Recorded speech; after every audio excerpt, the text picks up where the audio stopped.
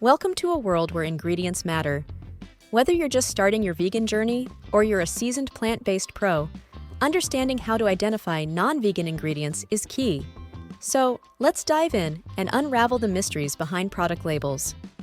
First, let's start with the not-so-obvious gelatin.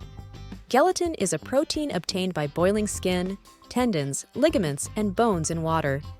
It's commonly found in candies, marshmallows, and some desserts. Always check the label for this sneaky substance. Next on our list is whey. Derived from milk, whey is often used in protein shakes, baked goods, and even some bread. Thirdly, we have lard, an animal fat derived from pigs. Lard is frequently used in baked goods and fried foods. Our fourth culprit is casein, another milk derivative. Casein is commonly found in cheese substitutes, coffee creamers, and some soy cheeses. Fifth, shellac. Shellac is derived from the secretions of an insect called the lac bug. It's often used to give a shiny coating to candies, fruits, and vegetables. Opt for wax-coated or natural produce instead. Now, let's delve into the world of food coloring, specifically Carmine or cochineal extract. This red food coloring is derived from insects and can be found in a variety of products from juices to cosmetics. Watch out for E120 on labels. That's another name for it. Number 7, honey. It's a natural sweetener, but it comes from bees, so it's not considered vegan. Lastly, this might surprise you, it's vitamin D3.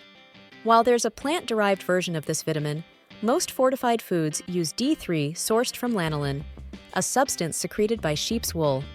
A vegan-friendly alternative is vitamin D2. But remember, being vegan is a journey, not a destination. It's all about making conscious choices that align with your beliefs. Don't beat yourself up if you accidentally consume something non-vegan. Instead, use it as an opportunity to learn and grow.